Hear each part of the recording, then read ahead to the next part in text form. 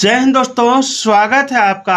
आज के Arihant JTET practice set में हम लोग देखने वाले हैं प्रैक्टिस सेट नंबर 7 और आज का टॉपिक है बाल विकास एवं शिक्षण पद्धति। तो चलिए देखते हैं प्रश्नों को। पहला प्रश्न है कि निम्न में से कौन सा सिद्धांत बाल विकास में वातावरण संबंधी कारकों को ही महत्व देता है। निम्न में से कौन सा सिद्धांत बाल विकास में वातावरण संबंधी कारकों को ही महत्व देता है। ऑप्शन देख सकते हैं, विकास क्रम की एकरूपता का सिद्धांत, सामाजिक अधिगम सिद्धांत, निरंतरता का सिद्धांत, परस्पर संबंध का सिद्धांत। तो इसका राइट आंसर होगा ऑप्शन 2, सामाजिक अधिगम सिद्धांत। ठीक है, सामाजिक अधिगम सिद्धांत इसका आंसर होगा। बाल विकास के सामाजिक अधिगम सिद्धांत के अनुसार बालक के विकास पर सबसे अधिक उसके परिवेश का प्रभाव पड़ता है, याद रखिएगा।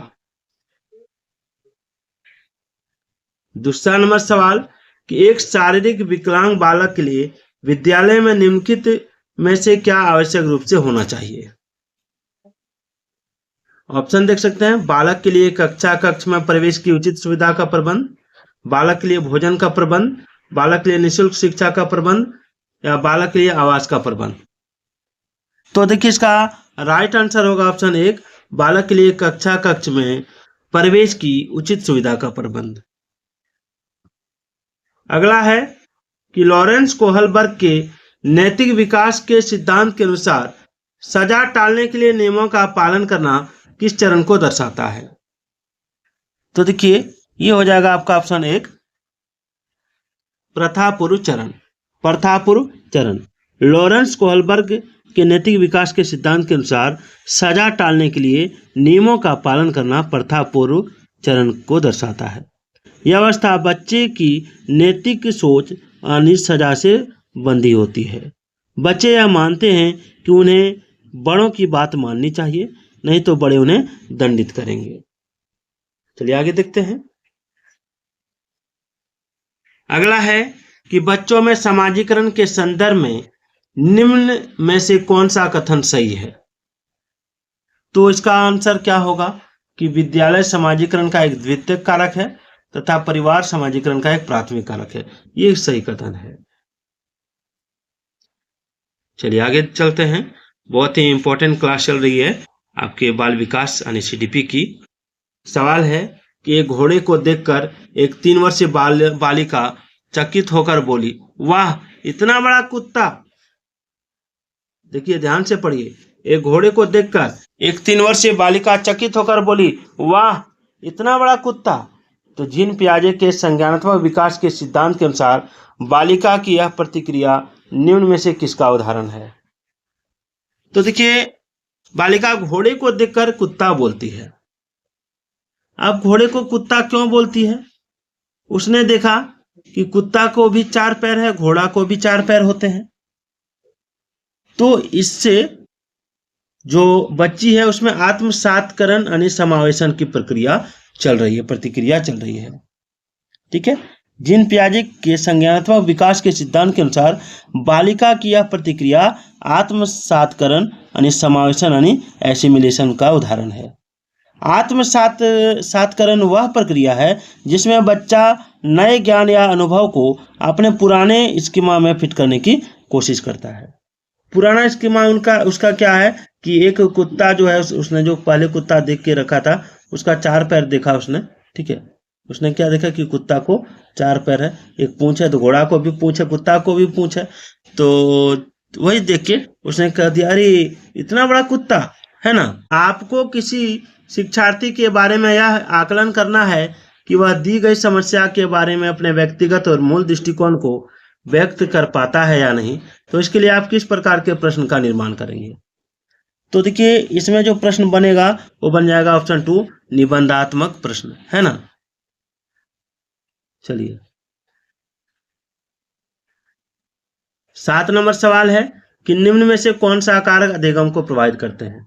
ऑप्शन 1 अभिप्रेरणा, सामाजिक संदर्भ, संवेग या शिक्षा शास्त्रीय उपागम। तो इसका राइट आंसर होगा आपका ऑप्शन 4 यानी 1 2 3 4 अभिप्रेरणा भी, सामाजिक संदर्भ भी, संवेग भी और शिक्षा शास्त्रीय उपागम भी। अगला है कि निम्नलिखित में से कौन सी अधिगम के आकलन की विशेषता नहीं है। अधिगम के आकलन की विशेषता निम्नलिखित में से कौन सी नहीं है। तो इसका आंसर होगा इसमें सूचना शिक्षार्थियों के द्वारा स्वयं एकत्र की जाती है ना। ये इसकी आकलन की जो विशेषता है वो नहीं है। 9 नंबर सवाल है कि भाषा अवबोधन से संबंधित विकार कौन सा है। चालाघात, भाषाघात, पठन विकल या वाक् संबंध रोग, एफ्लेक्सिया, एफेजिया या डिसलेक्सिया। तो देखिए इसका जो राइट आंसर होगा वो हो जाएगा आपका ऑप्शन 2, भाषाघात यानी एफेजिया। ठीक है, भाषा अवबोधन यानी भाषाघात हो जाएगा, है ना। भाषा अवबोधन यानी भाषाघात, याद रखिएगा। चलिए अगला सवाल देखिए। अगला है कि निम्न में से कौन सा युग्म घटक और अभिप्रेरणा स्रोत का सही रूप से मिला युग्म है। निम्न में से कौन सा युग्म घटक और अभिप्रेरणा स्रोत का सही रूप से मिला युग्म है। तो देखिए इसका जो राइट आंसर होगा वो होगा आपका ऑप्शन 2, जिज्ञासा आंतरिक अभिप्रेरणा। ठीक है, जिज्ञासा आंतरिक अभिप्रेरणा घटक और अभिप्रेरणा स्रोत का सही युग्म है, याद रखिएगा। आंतरिक अभिप्रेरणा हेतु किसी बाह्य तत्व की आवश्यकता नहीं होती है। जिज्ञासा एवं रुचि आंतरिक अभिप्रेरणा का उदाहरण है, जबकि बाह्य प्रेरणा का स्रोत कोई बाहरी व्यक्ति, वस्तु, पुरस्कार, दंड, प्रतियोगिता आदि परिणाम आदि हो सकते हैं। 11 नंबर है कि शिक्षण को सुचारू रूप से चलाने के लिए एक शिक्षक को अधिक से अधिक प्रश्न पूछने चाहिए, क्योंकि इससे क्या होता है, तो इससे शिक्षार्थियों को अभिव्यक्ति का अवसर मिलता है, वे अपनी बातों को कह पाते हैं। अगला है कि आप अपनी कक्षा के किसी शिक्षार्थी को पढ़ाने हेतु उसे प्रेरित करने का कौन सा तरीका उपयुक्त मानते हैं। तो देखिए इसका राइट आंसर होगा ऑप्शन 4, शिक्षार्थियों के प्रेरकों का मार्ग अंतिकरण। ठीक है, 13 नंबर है कि विद्यार्थी सीखने के लिए प्रेरित महसूस करते हैं जब कार्य डैश होता है। तो देखिए विद्यार्थी सीखने के लिए तभी प्रेरित होगा जब उनकी वास्तविक दुनिया से जुड़ा कार्य हो। अगला कि निम्नलिखित में से कौन सा अभ्यास श्रावण विद्यार्थियों के सफल समावेशन में बाधा उत्पन्न करेगा। तो देखिए इसका राइट आंसर होगा ऑप्शन 2, विद्यार्थियों को मौखिक परीक्षा के बजाय लिखित परीक्षा दें। 15 नंबर सवाल है कि अभिकथन है कि पाठचर्या सिलेबस का उद्देश्य जो है, ठीक है, ऐसा होना चाहिए जो भारतीय समाज एवं संस्कृति की सराहना करे तथा विवेचनात्मक मूल्यांकन पर बल दे। वहीं तर्क है कि पाठचर्या मनुष्य जीवन के लिए आवश्यक एवं निवारण तत्व के रूप में शामिल की जाती है। तो देखिए इसका राइट आंसर होगा ऑप्शन 2, ए और आर दोनों सही है, लेकिन आर ए की सही व्याख्या नहीं करता है। ठीक है, अभिकथन जो है सही है, क्योंकि पाठचर्या का उद्देश्य आलोचनात्मक सोच विकसित करना और अपनी संस्कृति के प्रति सम्मान है, ठीक है, जगाना होता है। तर्क भी सही है, क्योंकि शिक्षा और पाठचर्या मानव जीवन के विकास के लिए एक अनिवार्य तत्व है जो समाज की निरंतरता बनाए रखती है। लेकिन तर्क केवल पाठचर्या की अनिवार्यता बताता है, वह यह स्पष्ट नहीं करता कि पाठचर्या को भारतीय समाज की सराहना पर ही केंद्रित करना चाहिए। 16 नंबर सवाल है कि यदि व्यक्ति ने अपने वातावरण से सामंजस्य करना सीख लिया है या सीख सकता है तो उसमें बुद्धि है। और बुद्धि की यह परिभाषा किसने दी है, तो बुद्धि की यह जो परिभाषा दी है, यह दी है आपका कॉलविन ने। किसने दी है, कॉलविन ने, याद रखिएगा। अर्थपूर्ण अधिगम को सुसाध्य करने के लिए एक शिक्षिका को क्या करना चाहिए। तो एक शिक्षिका को जो है संप्रतियों की समझ को महत्व देना चाहिए। ठीक है, याद रखिएगा।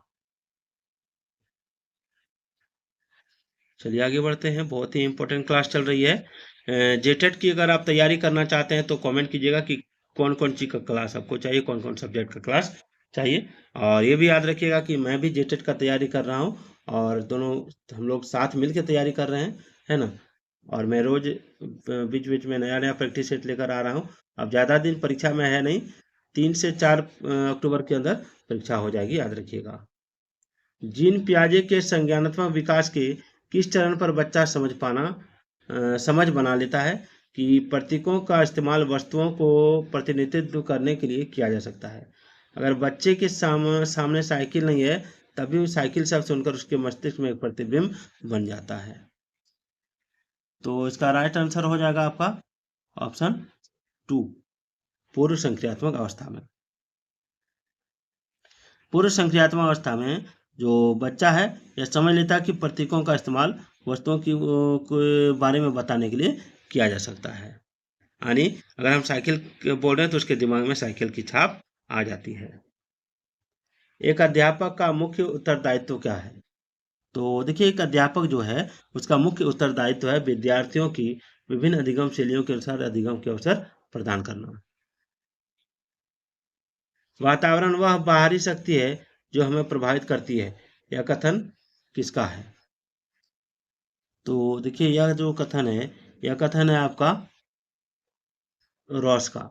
वातावरण वह बाहरी शक्ति है जो हमें प्रभावित करती है, यह कथन रॉस का है, याद रखिएगा, ठीक है ना। 21 नंबर है कि वह अवस्था जब बच्चा तार्किक रूप से वस्तुओं व घटनाओं के विषय में सोचना प्रारंभ करता है, उस अवस्था को क्या कहते हैं? तो देखिए, उस अवस्था को कहा जाता है मूर्त संक्रियात्मक अवस्था, ठीक है ना। अगला सवाल है कि अधिगमकर्ता के आत्मनियमन से क्या तात्पर्य है? अधिगमकर्ता के आत्मनियमन से क्या तात्पर्य है? तो देखिए, अधिगमकर्ता के आत्मनियमन से तात्पर्य है अपने अधिगम के अनुरक्षण करने की योग्यता से, ठीक है ना। यानी ऑप्शन 2 हो जाएगा। अनुरीक्षण होता है मॉनिटरिंग करना, ठीक है ना। आत्मनियमन का अर्थ है छात्र स्वयं यह देख सके कि वह क्या सीख रहा है, कैसे सीख रहा है और उसे कहाँ सुधार की आवश्यकता है, ठीक है। यह प्रक्रिया आपका मेटाकॉग्निशन से जुड़ी है, जो शिक्षार्थी अपने स्वयं के चिंतन और सीखने की रणनीतियों पर नियंत्रित रखता है। राष्ट्रीय शिक्षा नीति 2020 में वंचित क्षेत्र समूहों के लिए डैश की स्थापना पर बल दिया गया है।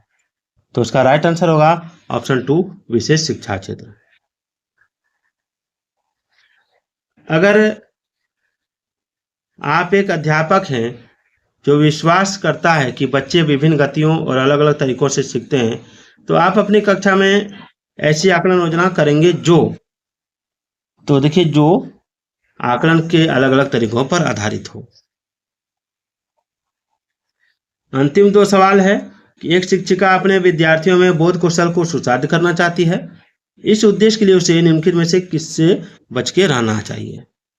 तो उसे बच के रहना चाहिए ऑप्शन 2, संदर्भहीनता से, ठीक है। संदर्भहीनता, याद रखिएगा। अंतिम सवाल, ऐसे विद्यार्थी जिनकी शैक्षिक उपलब्धि औसत से कम होती है, उनकी समस्या का प्रमुख कारण कौन सा नहीं है? तो देखिए, उनकी एक समस्या का प्रमुख कारण उच्च बौद्धिक क्षमता नहीं है। तो वीडियो कैसी लगी कमेंट जरूर कर दीजिएगा।